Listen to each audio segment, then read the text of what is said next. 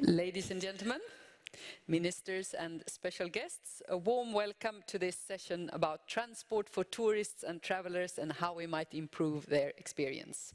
As usual, translation in 4 different languages are available. Which channels to use you can see on the sign here next to the stage. And let me also remind you of your cell phones to make sure they are in silent mode, not to disturb us during this session. My name is Elisiv Elvinsdotter and I will be your moderator today. We will talk a lot about travelers and tourists, something we all are at one point or another. So let me begin by asking you, how many of you in here enjoy traveling? Yeah, that's most of you, actually. You're just like me. I've been in love with it for many years. It's always an experience to travel in a new country, like the bus of a railway platform in India, or the organized chaos of some bus station in Malaysia, or the truck loading point in Cambodia. You know, those experiences that you remember of a structure that is so different from what it's like in your own country. And it's a certain kind of excitement, all of this, as just watching what is going on and trying to understand the system, the travel system that we all organize so differently. And the countries within OECD are also very different. Some very modern and organized, some on the verge of getting organized, some still in a system that is more or less built from underneath, from the need of the people and carriers who sort of set up their own structure. And the needs we have as travelers and tourists in our globalized world of today are very much connected to fully integrated intermodal infrastructure, but also to those low-cost or free mobile information systems and good coordination between public and private operators. In this session, we will explore questions around these needs, the role of politicians and regulators, and how we manage to reach everyone, both young, old, and disabled, and give them a personalized service they will love. We will begin by hearing from our speakers individually. After that, we'll have a group discussion, followed by questions from you in the audience. And as you see, our first participants are here on stage already. Let me give a warm welcome to Daniela Bass in the middle. Director of the Division for Social Policy and Development at the United Nations Department of Economic and Social Affairs. That's quite a title. And a fun fact here is that 153 countries has ratified the Convention on the Rights of People with Disabilities, which is something that Daniela has been a part of. It reached the highest number of signatures on its opening day ever in UN history. And a warm welcome also to Jussi Pajunen, who is the mayor of Helsinki in Finland. He's been the mayor there for, well, more or less 10 years now. He's on his second 7-year term. And a fun fact here is that the city of Helsinki is the biggest employer in Finland, has 40,000 employees, and they also began work on becoming what we call a smart city. And also a warm welcome to Jane Barrett, who is the Secretary General of the International Federation on Aging. And a fun fact is that IFA, as they're called, they are representing around 72 million older people from 68 different countries. Wow. Daniela, if we begin with you. You're a politologist as well as a journalist. You worked with humanitarian and disability issues for many years. You're now at the UN for the second time around. And I know you also worked with the EU project Tourism for All, where you were the Italian representative. And when I see you, I'm thinking you must be traveling a lot. So what is your personal experience of that? Do you often think about those things that we've forgotten when we plan our infrastructure? So I would like to share then first maybe some personal things, and then we could move to the more political aspect of the topic we're discussing today at global level. Personal, okay. I became paraplegic when I was 6 years old, going to be 54 in June. So we have to go back 46, 47 years ago in Europe. And I'm saying in Europe, meaning developed countries. In the developing countries or emerging economies, emerging countries, the situation is different. So it depends very much where we go, and therefore with which policies we interact, laws we interact with, religions, values, and cultures. All of this requires a different answer to your question. So that's why I said I will share with you my very personal history from the age of 6. No, don't worry. I won't talk for 1 year in order to summarize 46 years of my life as a person who is paraplegic. However, in those years, there were no rights for persons with disabilities at all. And the only right was maybe to be able to survive, either staying at home or in an institution. So those few who fought for me in those years are not seeing the results I am enjoying nowadays. And I think it is my turn, our turn, to facilitate a better life for those to come who might have some kind of disability. You see, when we talk about persons with disabilities who travel, we should keep in mind that we're talking about people we should, in my view, embrace all people who have some kind of reduced mobility.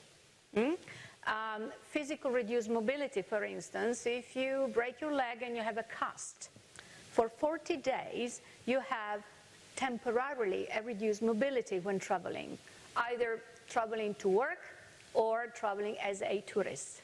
And this applies also to women who might be pregnant at the latest stages of the pregnancy. Their mobility is reduced to a certain extent. And therefore it applies also to older people, not necessarily, but while we grow older physically, we might acquire some kind of reduced mobility. And people who suffer from allergies, we never talk about them, but their mobility when they travel is reduced because of the allergies. And obese people, the same thing. And it goes on and on and on. So if we think of the users are 80% plus that 20% who is 40 years old, fit, beautiful, rich, etc., etc., okay? So, and often the industry of transport and tourism and leisure forgets about the 80% of the clientele. So in my case, I started traveling using the train when I was around 17, 18 on my own to go to university. And in those years, at least in my country, if you had a disability of my nature, you had to travel in the wagon where they were transporting animals and bicycles and luggage, okay? So we went, nowadays it is not anymore like that, but that's how it was. As for nowadays, well, the issue of restrooms or toilets or loos, depending on how you call them from country to country, is an issue for everybody who might have some form of reduced mobility. Ramps, but I wouldn't like to, or elevators or else with sounds for visually impaired people, or other kind of information available to visually or hearing impaired people as well. And we could move therefore there to other areas that are not necessarily physical barriers as we think of. So the list is quite long, besides mentioning invisible disabilities or cognitive disabilities when you travel. But the invisible ones, just a very simple example, if you need a dialysis and you want to have a wonderful cruise on the boat, are you able to do that? Is that means of transportation, equipped to host you? Yes, it is. Yeah, the list just, it can grow and grow and grow. Once you start thinking of this reduced mobility, it can apply to anyone sometime during your life. But I'm thinking about also when we plan infrastructure, like today, we have a ramp behind us here on the stage. You said, wow, a ramp with the right grading, so you can get up that ramp easily? And is it very common when you travel that you see that, oh, they're forgetting what it's like for you? As I said, in the developed world, mainly the industrialized world, the situation still needs to be dramatically improved, but it's feasible. If I think of the 2/3 of the remaining part of the world, the developing world, where I do travel extensively because the United Nations, as you might know, focuses its work mainly towards the developing countries, although as of September this year, there is going to be a major global development agenda. Therefore, the world will be embraced in its universality. So there, things are a little bit more complicated. I was very, for instance, lucky recently when I went to India. I had a mission there.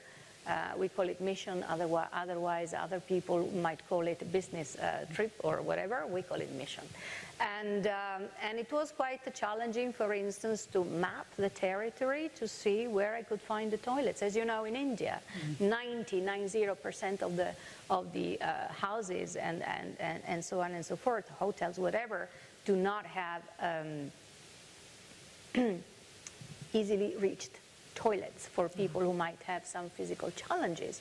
So it requires lots of thinking. And you know, the division I lead, it hosts major focal points for the whole UN system on youth,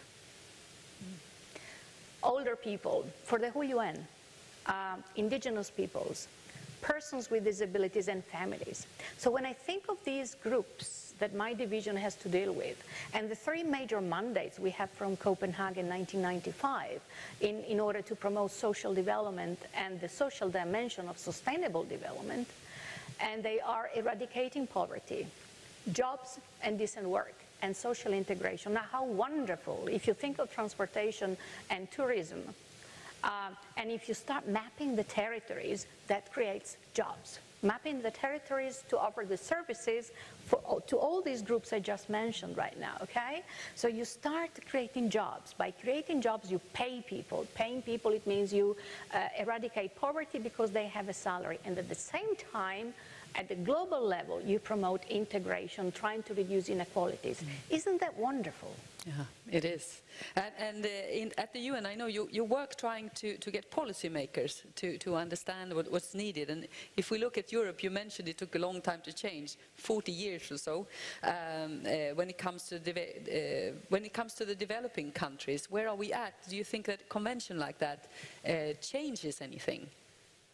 You see, the United Nations organization, what is it? It's an organization of nations that united. It's like a big association, okay, with 193 members, and they have a platform to discuss the needs of the world. Now, there are 193 different cultures, needs, values, everything. Think of a family with 5 members, and they belong to the same family, and yet it's so difficult at times to achieve results. So the beauty of the United Nations is that although it might take a long time to achieve results, it offers a wonderful table, or at least wonderful in principle, where you can put on the table all the concerns, discuss them, and try to find a common denominator. That common denominator then can be implemented at national level. The UN doesn't say what countries have to do. They meet, they decide what they need to do. We employers have to analyze, research, advice, sound advice for politics and norms, and facilitate the dialogue so that a common denominator can be found and the whole world, idealistically, can benefit of it. So if we create a really accessible transportation system, it will be good for everyone. Not just, you know, if we think of the older or the disabled or whatever, you know, it'll be a great system for everyone. What would you say are the key elements to create such an accessible transportation system? Number one, we need the data, disaggregated data. We need it. for politicians to decide which strategies, which social policy frameworks they need in place, also to implement human rights. You cannot implement human rights unless you have strong social policy frameworks in place at national level. So you need the disaggregated data. You need law, therefore, and it has to be enforced. Otherwise, you won't see many results. We do already have so many beautiful, powerful international treaties. We have to remind governments to implement the treaties they have signed and agreed upon. I'm thinking of the rights of indigenous peoples, which are in my division, by the way, the focal point. I think of the International Convention on the Rights of Persons with Disabilities. I think of the Madrid Plan of Action when it comes to older people, and I could go on and on. So we do have many treaties already, international treaties in place. We just have to remind governments to implement them. That would be enough. And of course, by implementing them, what happens is that you start changing mindset. If you change the mindset of governments and the mindset of citizens, and you facilitate and enable the dialogue back and forth, you start having a change in your behavior. And that's going to play a major role. So thank you. Moving on to you, Jussi Painanen, your town Helsinki in Finland is growing very fast, just like my own city of Stockholm in Sweden. This creates a lot of challenges around mobility and transport. What is your situation like? Yes, Stockholm is very close to Helsinki, only less than 1 hour flight time. And there are a lot of similarities between the two capitals. To explain the situation in Helsinki, first of all, there are a few drivers in the society and in the city which are dominant at the moment. One was already mentioned. There is a population growth in Helsinki, 1.5% annually, and Stockholm is growing even more, and I think Oslo is going even more. And that is a phenomenon in all major cities globally, I would say, almost all the cities. And what does that mean? It means that there is a great urban transformation going on in the city, and that's the case in Helsinki. Also, we are at least 8-9 new housing areas under construction. Most of them at the waterfront. We are creating a totally new city.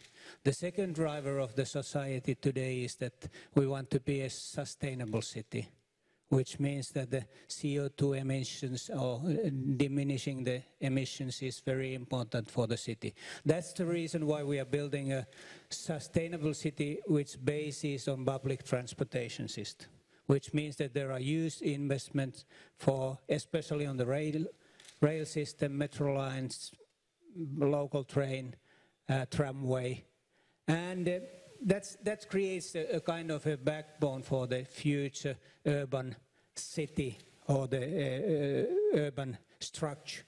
Then one thing which is important and a very good driver is under the framework of digitalization.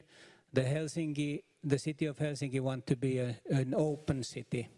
That means that we have opened all the databases for the decision making, all the databases for public transportation system. Everybody is able to make their or design their own journey planner. There are plenty of journey planners in Helsinki and Finland, and it creates a situation that everything in a way fits in.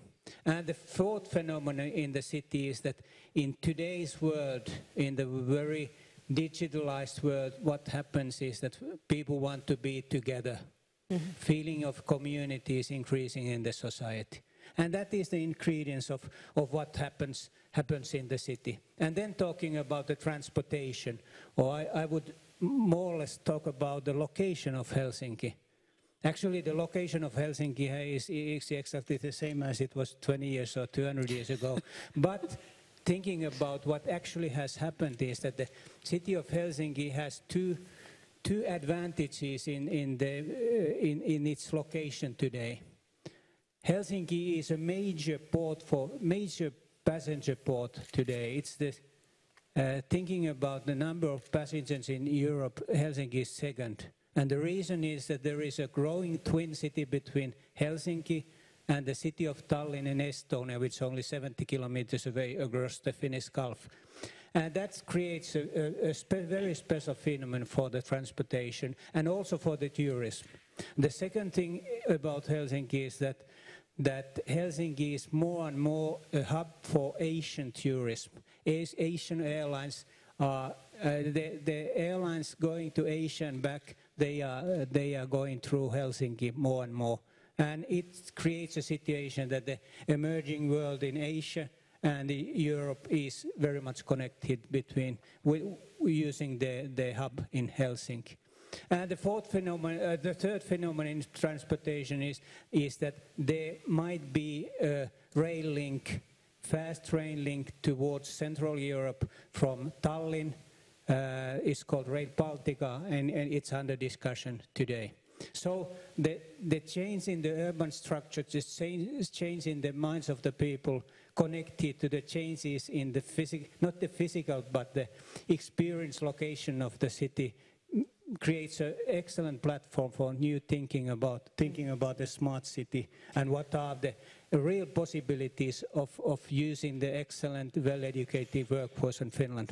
Yeah, and you have begun this work, and it's for the people living in Helsinki and around Helsinki, but also for the tourists, and it's a service called MAS, where you are thinking a bit differently, and if you're thinking in the longer term, you're thinking that, you know, people might not have a personal car anymore.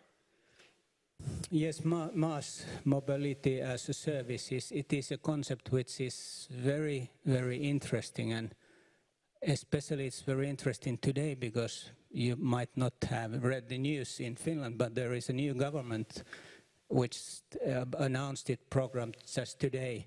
And in the program of the new government there is mentioned the mass, which means that we want that in the future society, which bases us in the facts and the phenomena I already mentioned, the feeling of community. There is the new way of thinking about the transportation, about how people move from one place to another. The old way of thinking, that this is my feeling about the mass. It was a kind of a production orientation, that we have different means of transportation and they are functioning but not so well together. And now we in a way try to turn around the pyramid in a way that most important thing is the need for mobility and not the means of transportation. And there are very many different projects and pilots which we are working with us, and we have very excellent international partners working with us. Yeah, and you have just begun working with this, so it's not yet begun what you, or it is not yet what you want it to become. But from what I understand, it's kind of unique. And you're thinking of an app where you like merging underground bus, train, tram, taxi, ride sharing and so on. So you can log in and then you can see how you want to travel around in the city and then chose the mode of transport. You began with this last year, so when do you expect this whole system to be up and running? It is a pilot project, and as I said, the new government of Finland took it as one of its prioritized initiatives. Of course, the basis for everything is that we already have, as I mentioned, the journey planners, and you are able to use it, and you have been able to do it for, I think, for 5 years already. But the next step is to have the partners, the public partners, the private partners, international and domestic. And I can't say when it starts, but as soon as possible. So thank you. And then Jane Barrett, if we talk about the older people, there's a growing group of older, healthy people in the world today, and it's been mentioned that is actually a huge market for tourism. Look, ageing is the largest growing business in the world because we're all doing it right now. So ageing starts at birth. It doesn't start at 20 or 30 or 50 or 60. But what we do know is that currently there's about 841 million people over the age of 60 in the world. And by 2050, there'll be 2 billion people over the age of 60. What we also know is that if we consider the ageing process, it's not necessarily so that people in their later ages, and we may call the number 70 or 80 or 90, but we may also call it 50 or 60, you know, that these people will have functional impairment. And I like to consider the word function versus a person with a disability, because I think what we're doing to our human culture is labelling different groups of people in their life course approach. So when I come to think of the business of ageing and look at the transportation systems, an effective transportation system is a bridge to inclusion. But it's not only the wheels of the train that go round and round, and it's not only the accessibility of a transportation system, it's all of the environment in which the system sits. So if we look at the physical environment, you know, the train station, the communication systems, and I work with people of all ages, and when I said to a 90-year-old, ma'am, what would make a difference in your life? Thinking of some U-Butte, widget, gidget, technological thing that he may need, he said, it would be really helpful if people just talked more slowly and more clearly. And if I think of the communication systems that I can never hear on the underground in Toronto or the German trains, it just makes me wonder whether we're trying to make things much more complicated, and if we got back to the basics. So, long answer to the question, biggest business in the world. But I'm not quite sure that the people that design transportation systems have a unique understanding about the capabilities and the capacities of older people. My guess is that some of us may be thinking that a 70-year-old means that they don't know how to use a computer, they may have a walking stick, etc. And it's this image of an older person that actually is not what it is. Yeah, and if you look at many from the current aging generation, the baby boomers that we used to call them, Deloitte put them as forever young. So a kind of can be also a very healthy group that want to be active and want to do a lot of things. And in a report by the European Commission, they estimated that trips taken by tourists with access needs generated 8.7 million jobs to the European economy. And if all destinations in Europe were fully accessible, we would have another 3.4 million more jobs generated. Do you think numbers like this are correct? Whether they're correct or not, they make us sit up and actually think, which is very helpful.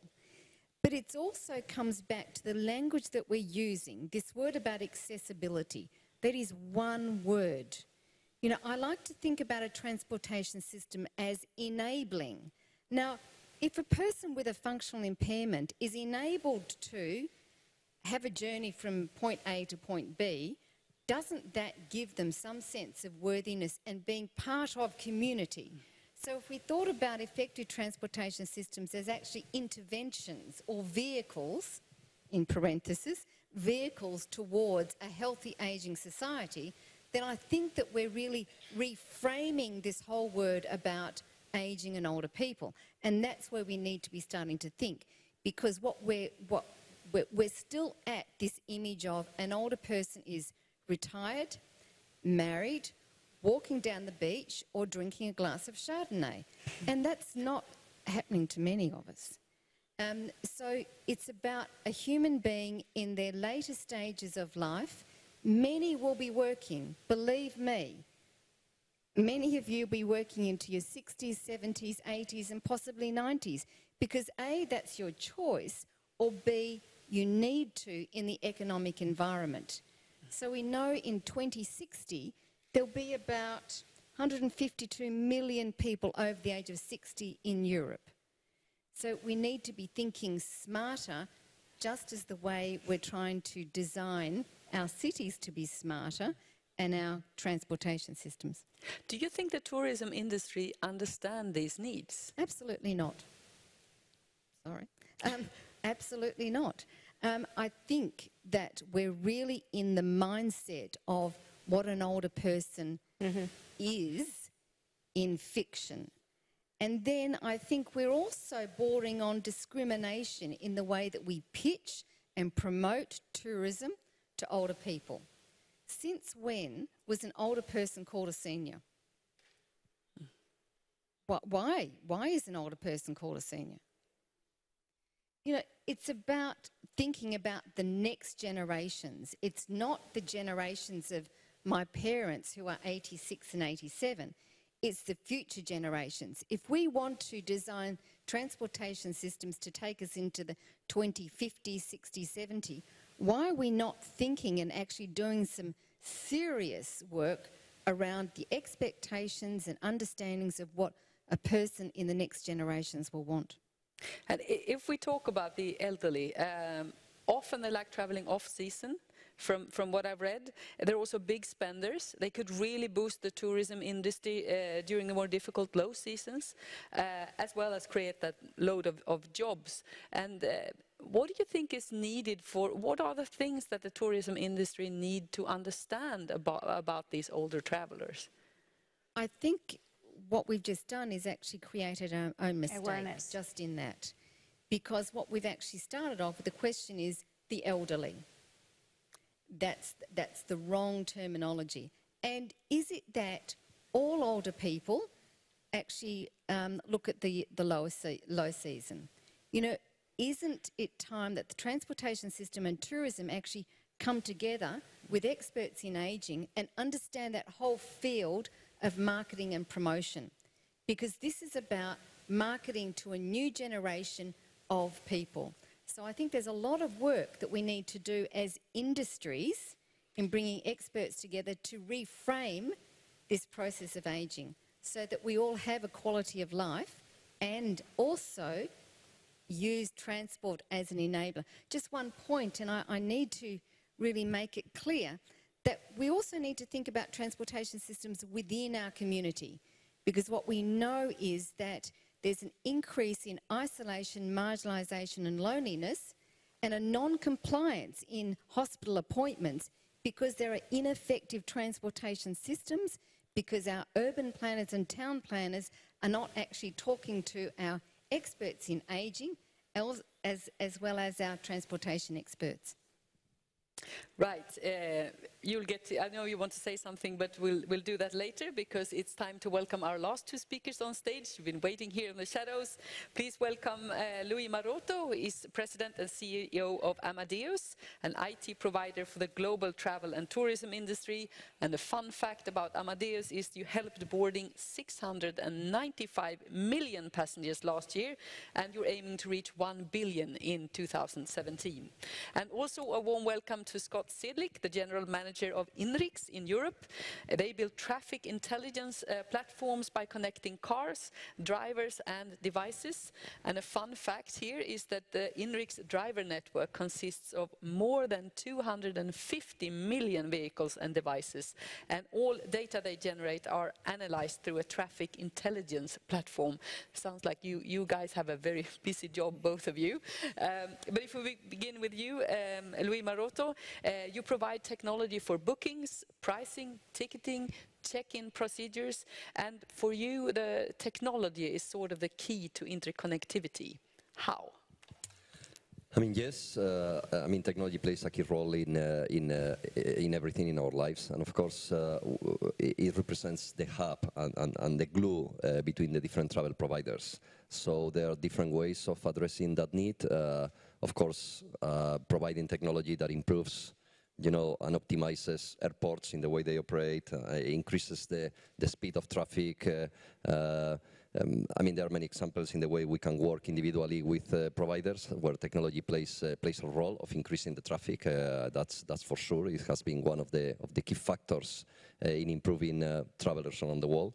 And on the other hand, trying to put together with clear standards the different travel providers and working between rail, airports, airlines to really optimize at the end the travel experience. So the technology plays this role of getting the glue and providing the platform to operate. And we talk a lot about this term big data these days, and I know that you think that it will drive personalization. And how would it do that? I mean, in big data, I mean, there is a lot of noise and word, but the reality is that, yes, there is a lot of information that everybody is getting these days.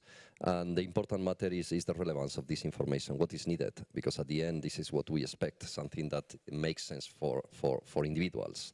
And this brings us to personalization, which requires a lot of analysis, a lot of reporting information analysis to be able to offer what is needed for the traveler. So this is all about personalization. Is how we make information relevant for the person, and this is opening many opportunities in terms of now with the mobiles and the mobility, offering upsellings, offering new services, offering services when people are arriving to one place. But of course, you need to know very well what is the flow of needs of this traveler, and what is the requirement that each person is having. Talking about aging or disability, I mean, this is quite important to really be able to offer the right service.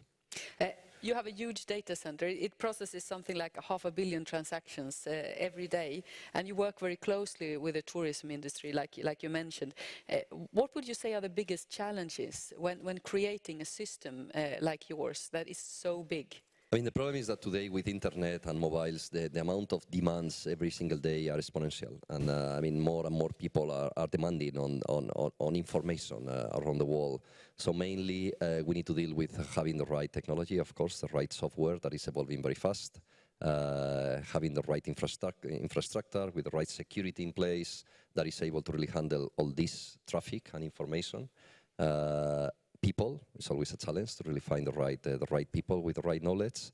And then, of course, the knowledge, the customer demands that are increasing every single day. So being up to date, evolving with how things are evolving now more.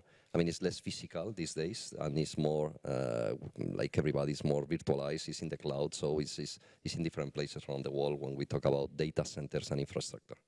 How did you work with the customers' needs when you set up your system? Did you do like service or what did you conclude? No, we always work with customers. We don't, we don't believe in innovation that is coming from scratch. There is some disruptive innovation that can be done this way, but in general, the way we work is we engage with a group of customers and we develop solutions for them, okay? And therefore, it's quite important to have groups of customers working together to talk to them, and then you develop things that at the end are valid for the community. Okay, what did you find out? You know, like I connect to your system and I use your booking system or whatever, and you must have sort of tracked that. What is it that people want? And what would you say that is?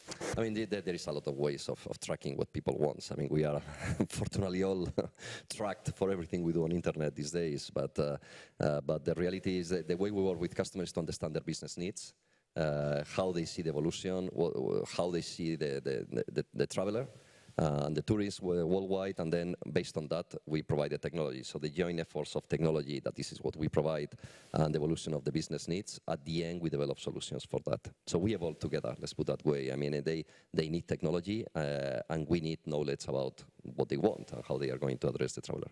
Okay, thank you. So Scott Sedlick of INRIX, like I said, you work with connected cars and smart cities. You're providing driver services and transportation information. You're like setting up systems for customers. And perhaps you could tell us about some examples of how we could be more innovative in these areas. Yes, so INRIX sits at the intersection of connected cars and smarter cities.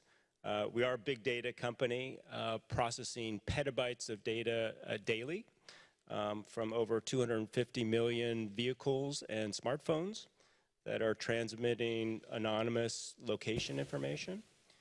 And INRIX turns that into traffic information, mobility information that's used by many of the car companies, as well as government agencies, departments of transport, particularly around the world.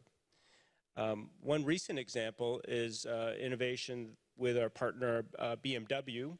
INRIX is now live in 26 countries with BMW, with a variety of services that are part of BMW Connected Drive. BMW launched the electric vehicles, the i3 and the i8, last year, with the first intermodal navigation system in a car. So normally you would think you want navigation in your car to take you from your starting point to your end point. BMW wanted to design a platform that allowed not just the recommendations for a route or several routes using the roads, but alternative routes to pull into a train station or a metro station and take one of those alternative modes of transportation the rest of the way. So we collaborated on that, and it's now live. And so just basically for the driver to choose the smartest option? Correct. Yeah, to choose the smartest option. The user experience is a great user experience. Providing the alternatives. If they want to stay in the car, they can, or they can pull into the... Do you know any reactions from the drivers that have tested this way of moving around? It's BMW surveys have been extremely positive of their drivers. And I think actually last year at this conference, a number of people got to test drive the i3 as well. It was great experience.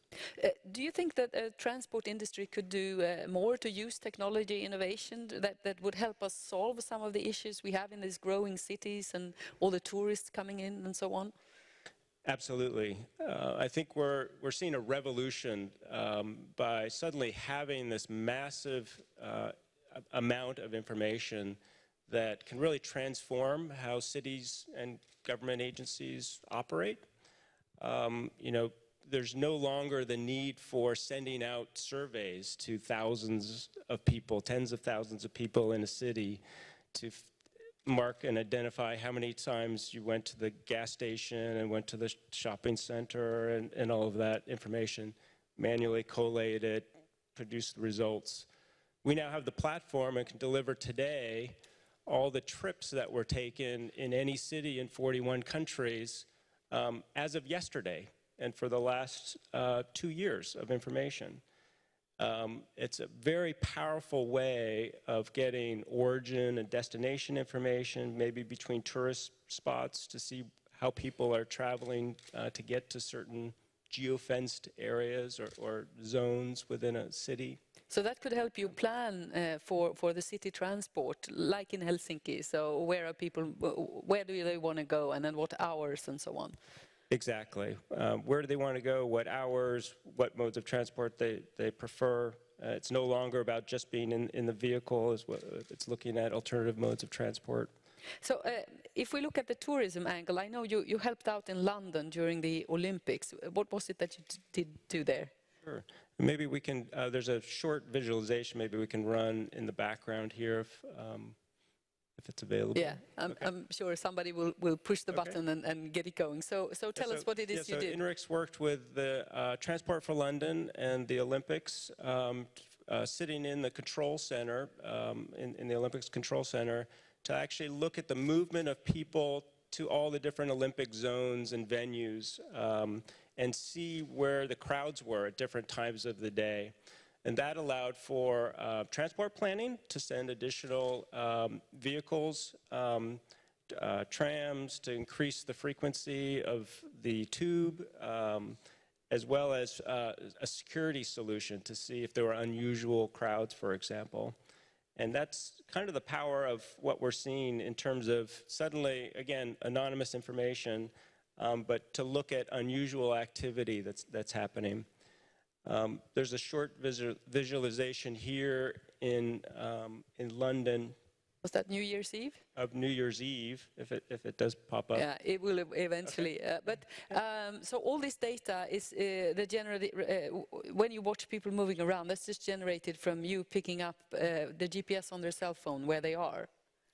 Yeah, there's two different types of technologies. One is GPS information, and essentially that's available from smartphones, connected cars, any device with a SIM card, for example. We're getting latitude, longitude, the speed, and the heading, and anonymizing that and making that part of some analysis.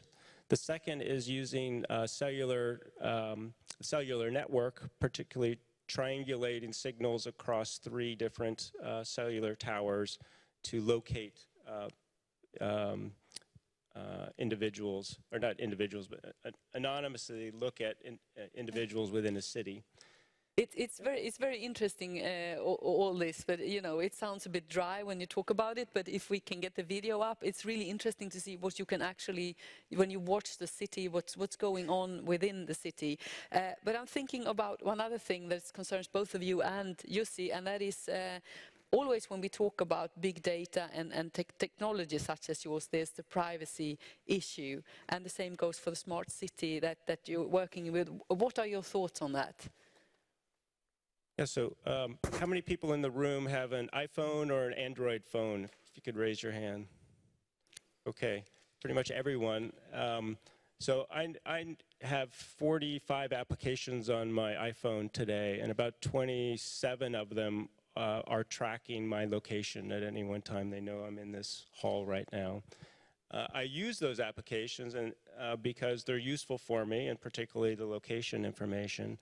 And so I think in the broader context of privacy and policy, we should understand that there's the importance of location and informing your use of different applications in the background, ultimately. Okay, you can play it. As I'm talking, this is an animation that was last New Year's Eve in London using cellular network signals to look at the density of people within the city on New Year's Eve. So starting early in the morning, it's 8:20, start to have the financial workers coming into the market, and the higher the bar within a 250-meter geofence, the more people there are in that particular area. So around midday, there's people are going to lunch, changing the location, the sales start, for example. And then we start to see this shift around the Thames as people go to dinner and start to prepare for the fireworks by going to Trafalgar Square as well.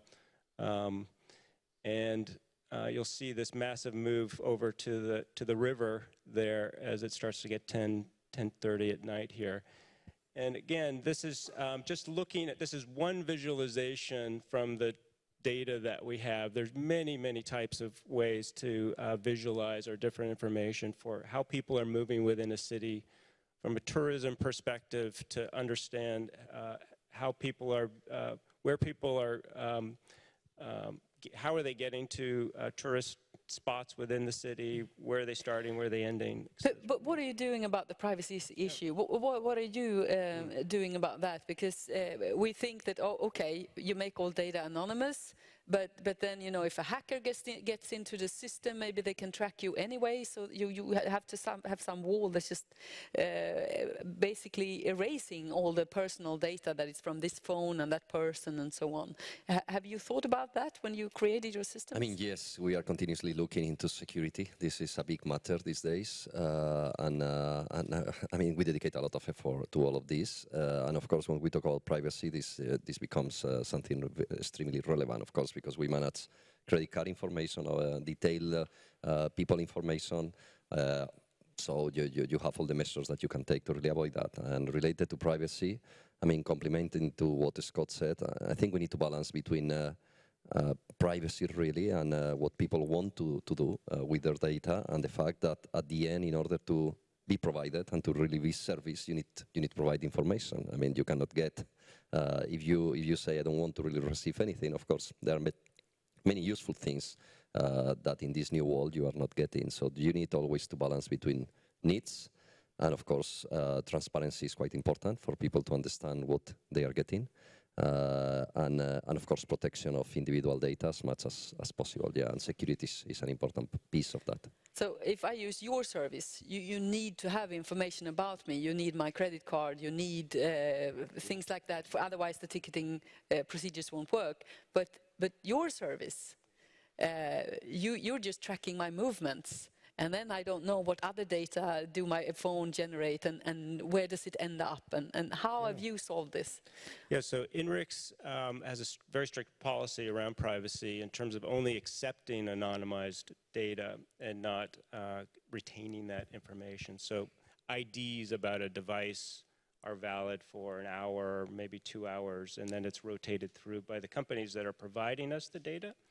So there's no relation back to an individual or any information related to that individual. And so the device IDs, whether it's a vehicle or a smartphone, are recycled constantly. And you, working with creating a smart city. Yes, I'm very enthusiastic about the open data.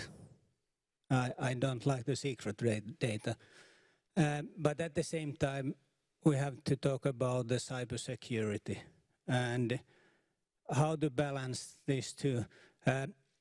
First thing, of course, is that thinking about the origin of a municipality, what were the first things the municipality did? It was the security, creation of police force, it was the fire department.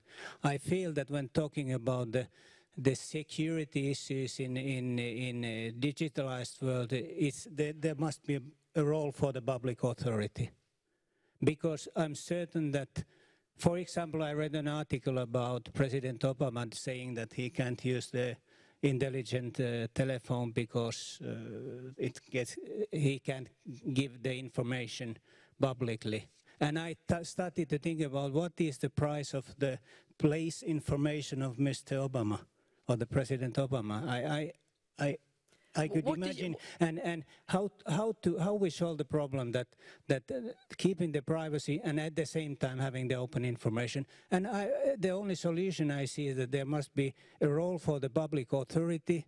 There could be also a kind of a system that, like in organic food, there is service, there is a kind of a label that we are a secure user of data, and accepting the enterprise accepting the security and the thorough going through of the system they are handling their data. But that's something which must come, because there can't be open data if there is a gray area, which is the data which nobody knows where it is. I know that somebody told me that there is in London Stock Exchange, there is the data is traded already, and nobody is controlling it. And I'm for the free society, but it's essential that there are rules for the data also. We could talk about this for a long time, but let's move back to the passengers, the tourists. If we look at passenger transport, research shows that intermodality that we're all talking about, it doesn't happen by itself unless it's a business opportunity for the different parties involved. And EU financed a project called Hermes, and the people working on that project, they suggested regulatory and legal frameworks to give incentive or even force cooperation when necessary. And I'm wondering that you're working with travelers. Do you agree with this, that we need to force intermodality? Yes.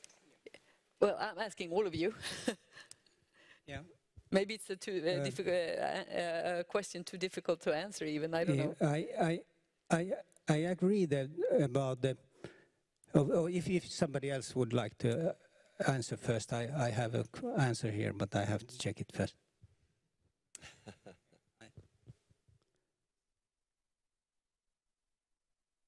Do you have any thoughts on intermodality? No, and you? I mean, I think intermodality will happen, definitely, because that's the only way for the traveler to really provide them an end-to-end experience, because people are looking for end-to-end, okay? Otherwise, I mean, at the end, you need to connect different providers when you want to travel. Okay, that's a reality, and the problem is to have standards for the different providers to share information that can be combined and this is not easy.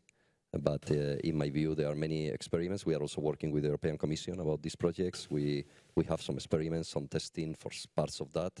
But this is happening as we talk, of course. I mean, not everywhere, but more and more. I mean, we are integrating content from local providers for people that you can really try to access the service on an overall view.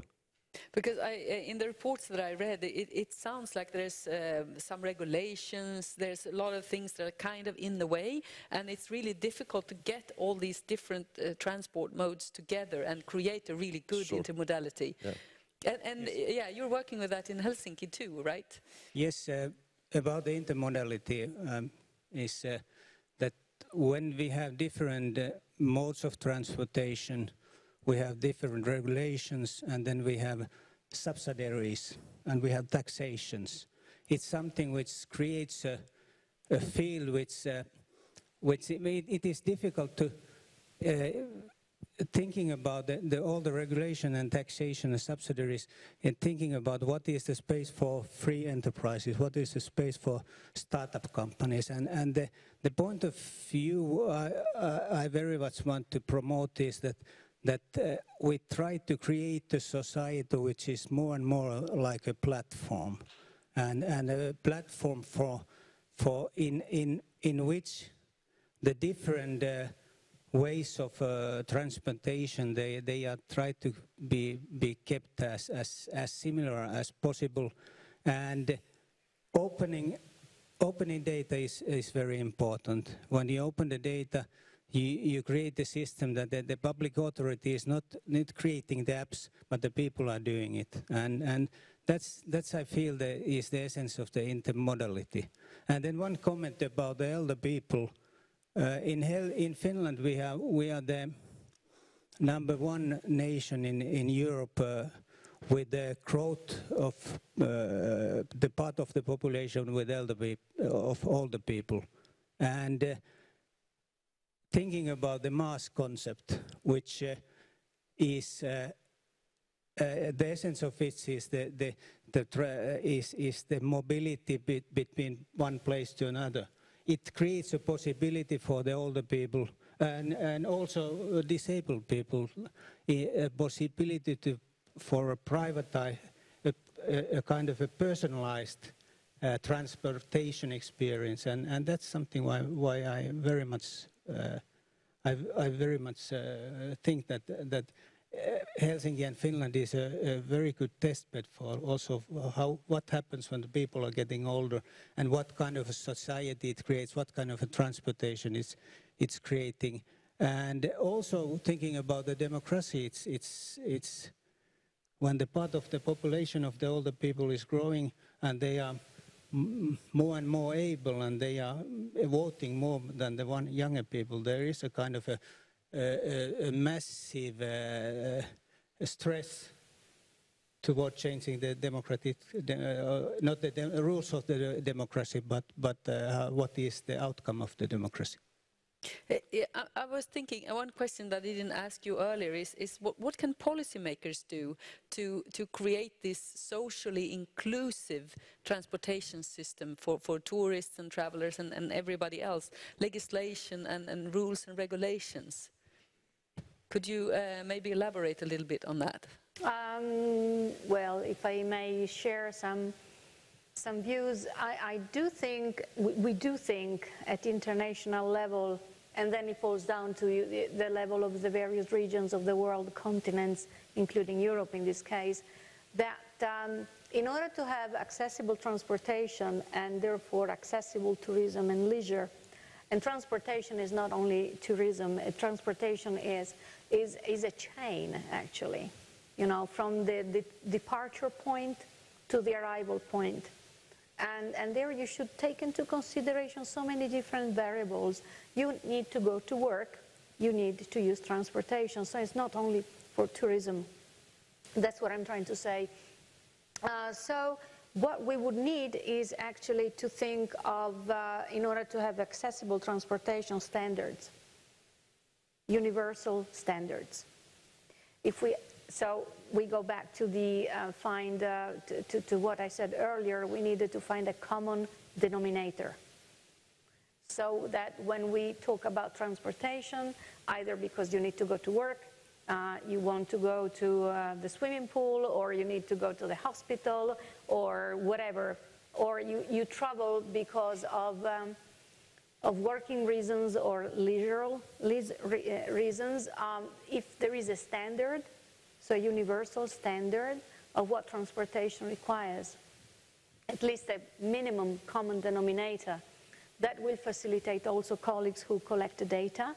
It will facilitate the tourism industry in all its variety, and the transport industry in all the variety of means that it offers, cruises, trains, cars, buses, airplanes, whatever, to have these universal standards. So that it's going to be it's going to be easier to really have a mobility for a connected world. So that's one thing. And then we should also, I think, besides, enforcing then these universal standards in the various, at domestic level, we should also take into consideration what accessible transport and accessible tourism mean. And it means that the information provided and also the means provided have to be, as I said earlier, accessible physically, but also in the virtual world, accessible to visually impaired people of various degrees, hearing impaired people of various degrees, and people who might have learning disabilities of various degrees, okay? So that's also extremely important if we want to ensure that there is also safety implied. Because if there is a train accident, or in any case a mechanic problem in the train that is transporting you from place A to place B, and you have some kind of either reduced mobility, physical or hearing impairment of some nature, or visual impairment, etc., etc., then you have to make sure that the information provided from point A to point B in commuting is available, so that that implies also safety. Yeah? How far away are we from what you mentioned, a universal standard? There are a few, but then in Europe we have some. In the United States of America they have the ADA, American Disability Act, which not necessarily is similar to the European one. Then there is a Washington group, so-called, where people with various kinds of disabilities and various kinds of backgrounds, legal, economic, and whatever, meet, and they decide what are the standards for persons with disabilities or anybody who might have some reduced mobility. So there are quite a few, and that's why it would be very important, actually, not to work in silos, but to have these frameworks I was talking earlier on about, so that the policies, be that they are social, economic, environmental, governance, cultural policies, are integrated together, okay, interlinked, connected, so that through that connection then you can find common denominators and try to standardize, to have some kind of universal accessible parameters to be applied to transportation, and therefore to tourism, etc., etc. So connect the regulations, and then we get a better connected world. And for that you need data. We go back also to the data for politicians then to be able to implement and strategize. So it's, again, also there are connections. Nothing is in silos. You see, as I said, in September this year, there are going to be the Sustainable Development Goals announced, the Sustainable Development Goals, where the world will be deciding in which direction it wants to go in the next 15 years and more. In this, what we call at the UN, it's a global development agenda of the world, okay? And so there we do have some important goals to be reached, and they have to be harmonized.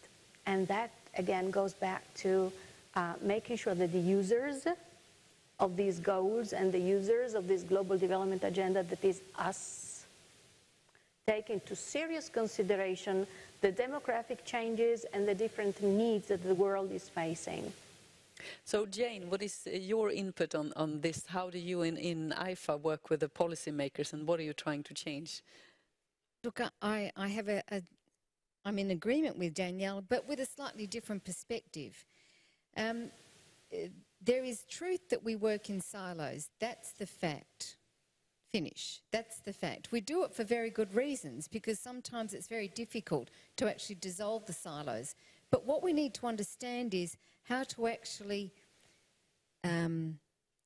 ensure that the cross-cutting issues are not missed. So we need to all understand what the end game is. What's the end game of an effective transportation system? Is it to get from A to B in a faster way, in a safer way, in a more participatory way? What is the end game? And if I asked people out here, what's the end game, there'd probably be 20 different answers. And that's because it's rare for private and public sector to come together. It's rare for there to be a multidisciplinary approach. So that's why I'm intrigued with the Helsinki model. Because, you know, what the Mayor talked about was older people and people with disabilities. But what happens if we use the mass system with children?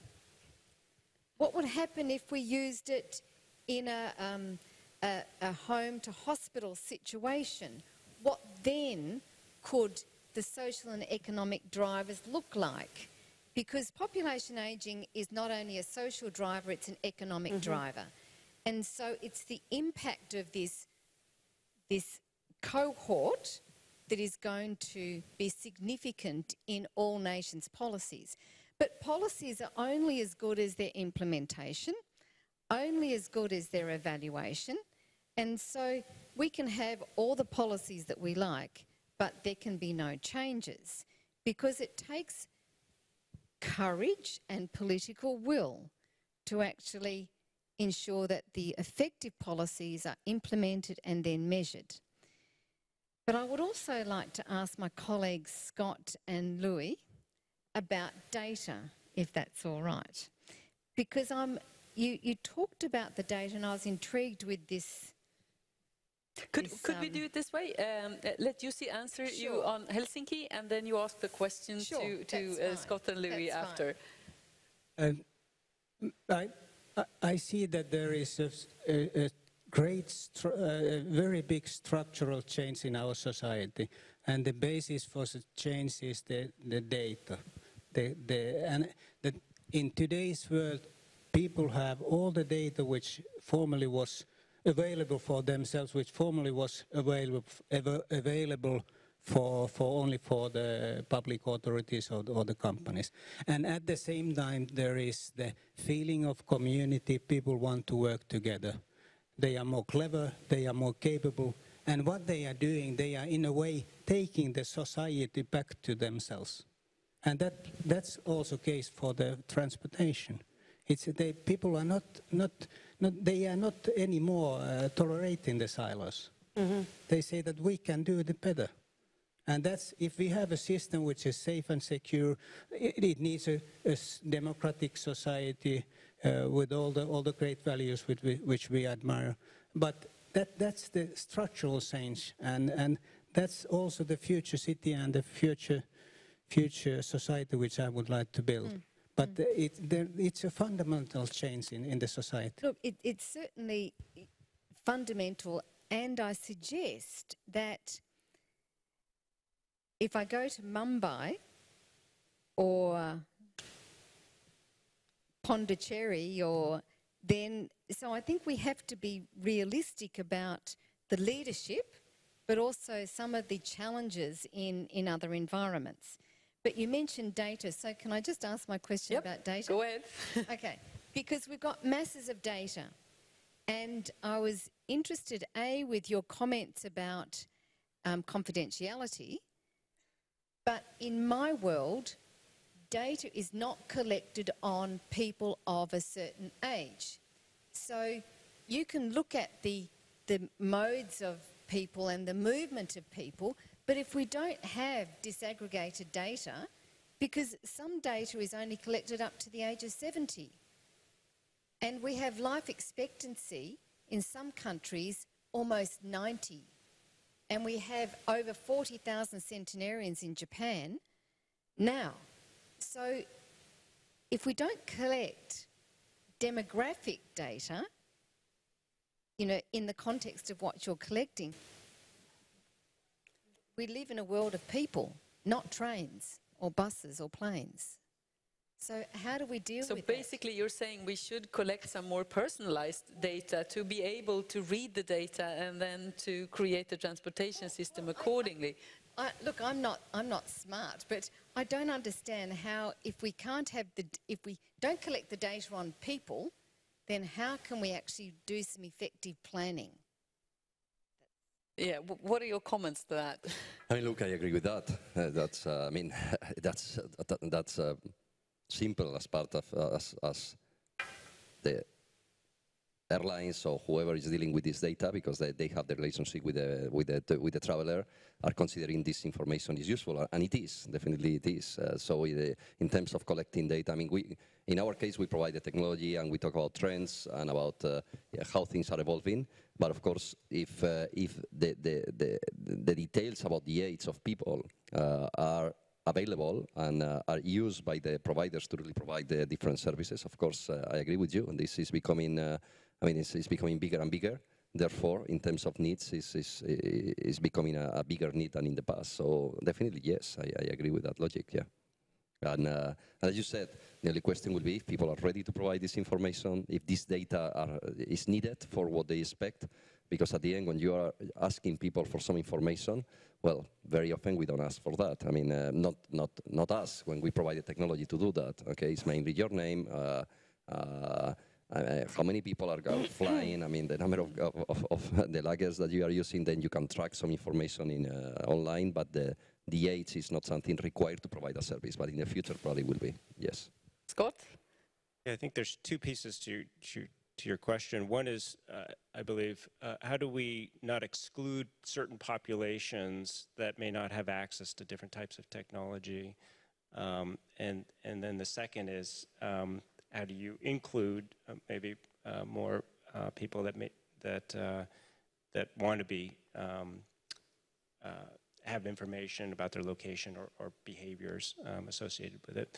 So INRIX today, for example, uses cellular network technology that right now in the UK, 1/4 of the population is, the movements of 1/4 of the population are being used for real-time and historical analytics. And so, you know, for the few thousand people in the UK that don't have a cell phone, you know, they're excluded from that analytics. I mean, we're talking a lot about today, like personalized service, and that we should have a transportation system for tourists and travelers that is like accessible to everyone. Like the ticketing system should be easy to understand and so on.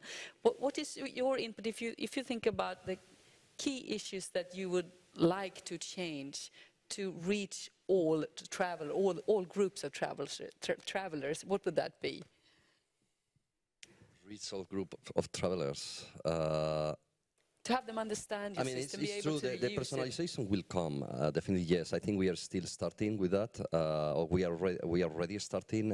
It's a matter of business at the end. Okay, and if you can get more and more information, and you can, of course, we were debating before. We need some regulation around that. We need some transparency around that. But if you can get better and more information and more data about individuals, that allows you to personalize in a better way, and age could be one of them. But there are many criteria that you could use. Of course, this will come in my view, if you are able to use that in a way that provides a service. So we are still, I would say, in a very early stage, because today is not so sophisticated at the end, the treatment of this data.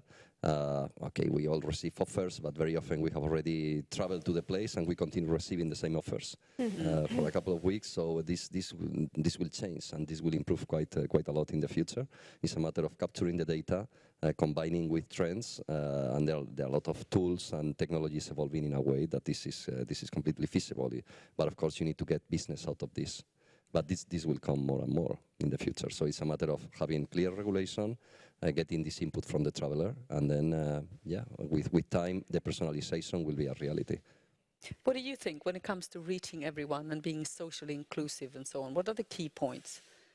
About the availability of data, I see that all the data which is able to be collected will be used if there is a commercial value in the private sector, and I'm not worried about it.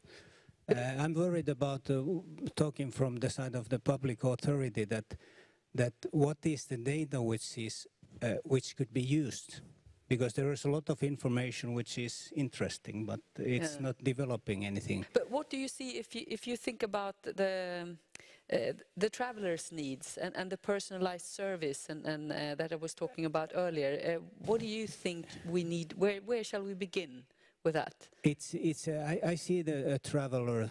Every traveler is a process. It's coming and going, and the special needs, and we need to create a system which is a process. And we have talked about the mass system. It's a process thinking about, and that's what we are doing in Helsinki.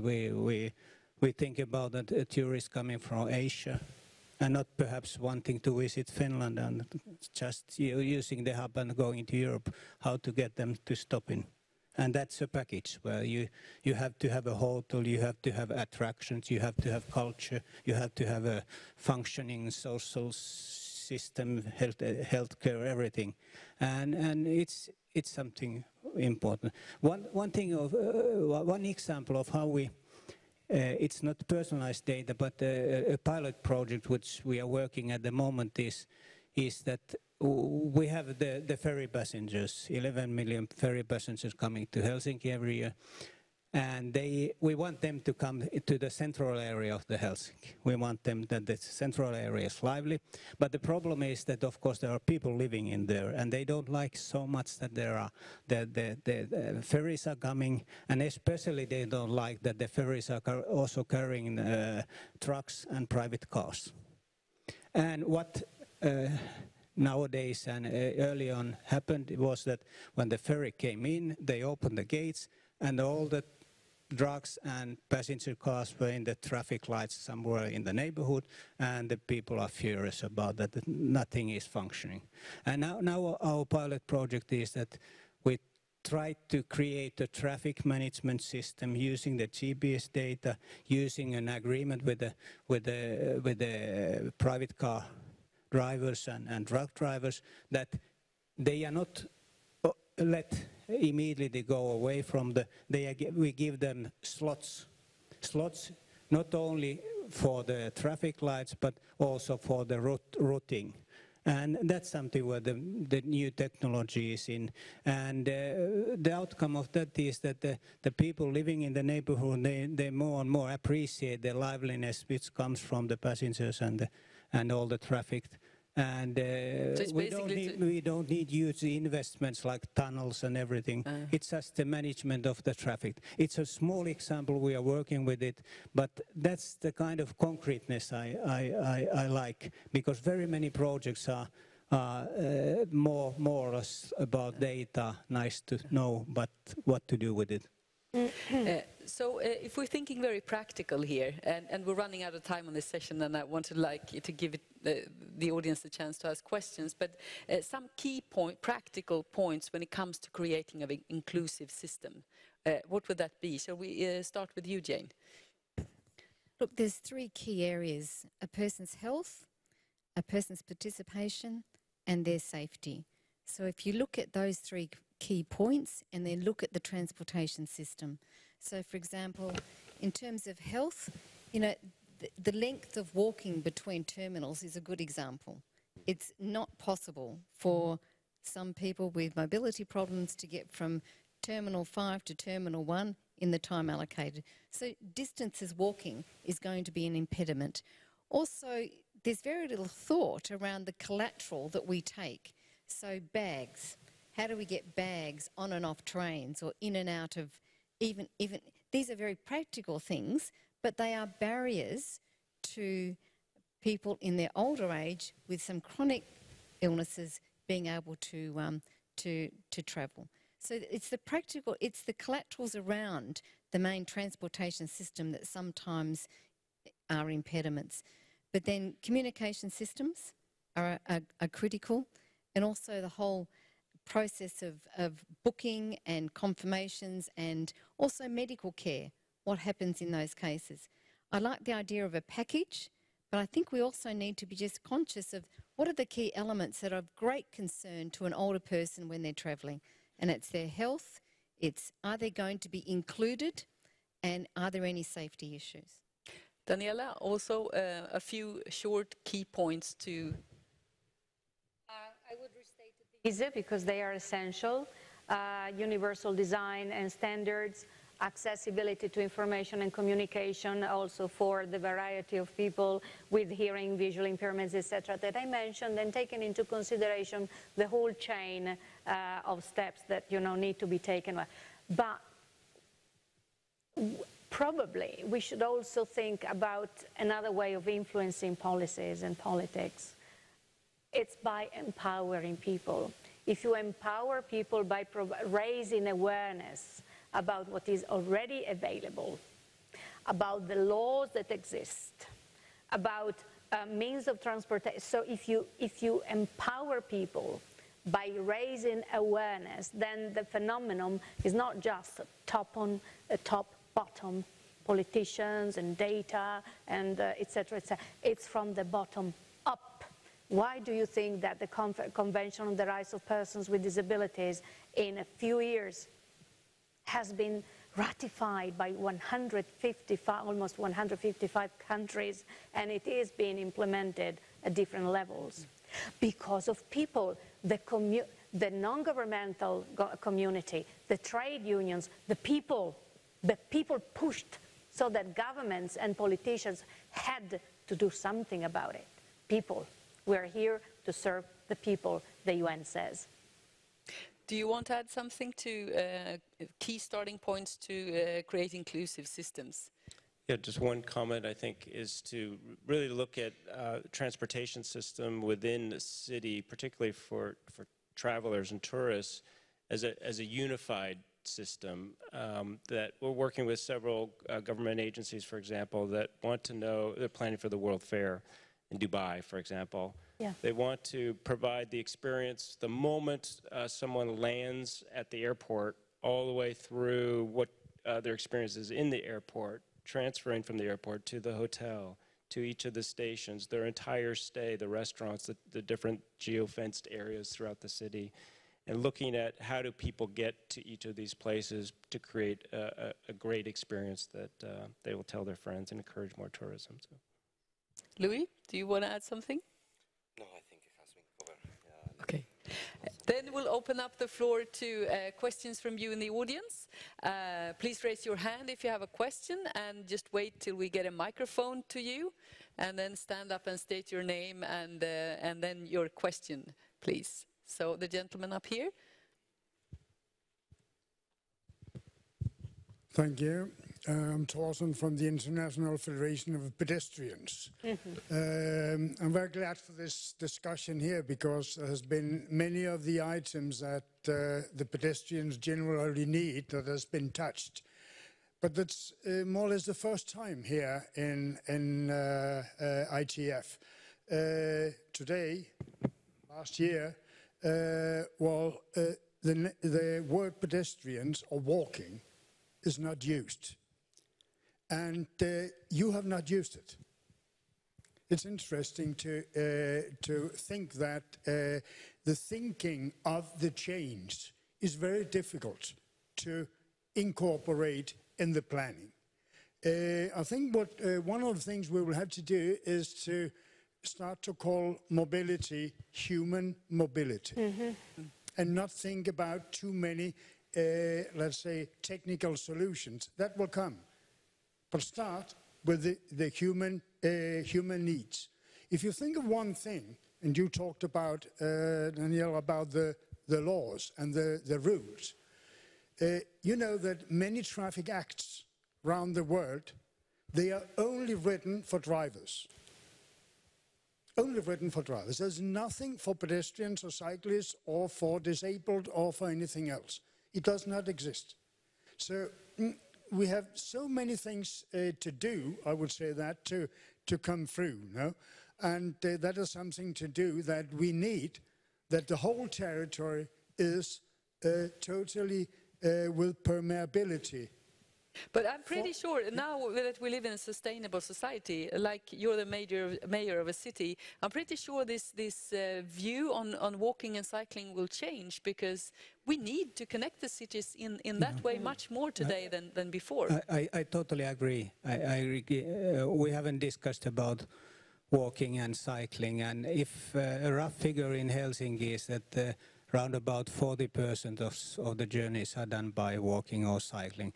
And one prioritized part of the strategy of the city of Helsinki is increase a lot the usage of cycle. And there are very many examples how we are doing it. First of all, investing for the lanes for cycling, but also in the organization of the city of Helsinki, the city council just decided that there should be an allocation for workforce in order to have their own cycle instead of using private cars or even the public transportation. That is a prioritized part of the transportation, and it was an excellent comment that you took it. Mm-hmm. So do we have any more questions? Please stand up and tell us who you are. Yeah, my name is Matthias Rivero from Lufthansa Consulting in Frankfurt. We talked about the end game and the entire travel journey. My vision is that somebody within that travel chain is my travel partner, and he gives me all the information I need for the entire journey.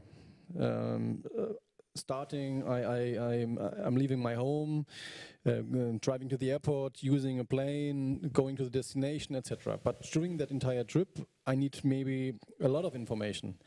And now the question is to you: who has the best chances in the future to win that, let's say, positioning of who is the trusted partner of a traveler? Is it maybe Google or Microsoft or Amadeus? Or is it an airline? Because Lufthansa has as well the ambition to think about a future customer journey, to give passenger information about the destination, about concerts, etc. on destination. Or is it just an illusion, and within a travel journey I have to act with different partners? So who has the best chance? Or maybe a city? I don't know. Yeah, it sounds almost like you're talking about some kind of universal system that I can just click on entertainment and then I get all of these different offers from different partners. What is your vision or your answer to that question? It's quite difficult to really know the end game. Google is trying somehow into that vision, but at the end Google is lacking content and it's lacking the possibility to interact. Of course, we also work with different providers. So I'm not sure there will be one player doing that at the end. I mean, the integration may happen, but you're right. I mean, Lufthansa may initiate this as part of the contact with the traveler, and then the traveler could look for additional services. I think the important matter is not that someone is providing everything to the traveler, is that he's able to really combine, because at the end there will be enough tools and enough capabilities for the traveler to really have an end-to-end solution, okay, and having all the content in an available place. But the fact that somebody is trying to sell the traveler, okay, there are some online travel agencies offering packages, as you know, in similar ways like the tour operators. So there will be different players, in my view, dealing with that. And the problem is how the technology, in our case, is integrating all these players to provide that service. And there, I mean, it's not so easy, because some people are ready to be integrated, some others are not. So the integration and the fact that you share this content is evolving, but it's still a challenge. Scott? Yeah, I also agree. There won't be one player. Google is definitely a dominant player, and this whole field is really around predictive analytics. And if we go back for a second to the topic of privacy, if you have an Android phone, you might have experienced Google Now, where in the background it's actually starting to understand your behavior, you know, what time you leave in the morning, your trips. It knows a lot about you and can start to provide information that's useful for you. If you don't want to use it, you don't need to use it, you can turn it off, right? But the more and more information you provide, it can make recommendations for maybe changing your flight automatically, you know, because you've just changed your schedule for a meeting somewhere, you know, that kind of thing. I think we'll see that more and more from many different companies versus one company. Jane? But without being soft, pink and fluffy, it's going to be the somebody with a soul. Because at the end of the game, we want to have someone care about the fact whether we get to from A to B safely, happily, with all of the things that we want. As soon as one piece falls out of place, we'll actually just go on to another provider. So if someone can give me all of that package with a bit of soul, I'll take that one until they fail. And then there'll be another one. So the mechanics are there, but I'm more interested in them providing the added plus. And it goes back to the mass system, I'm sure. So there's a link there. You see? I think the role of a public authority is in the regularity side of the issue. European Union, for example, should and they have a lot of work on this. About the data, I see some fields like personal healthcare information. It should be in a way public data. But I trust on the private sector, but we need the regulations and also the administration of the data, that every people can trust that everything is safe and secure. And there, our time is up. Thank you so much, Jane Barrett, Anelia Bass, Jussi Pajunen, Scott Sedlick, and Louis Marotto. And thank you all for coming and listening to us. If you want to listen to more talk, there's the ITF stage. I think they have maybe just begun with a keynote speaker, Professor Krishna from John Hopkins University. So you can listen to him. And then there's the presidential reception at 6:45 in the glass hall. And I hope I'll see you all there, and have a nice evening. Thank you so much. Thank you.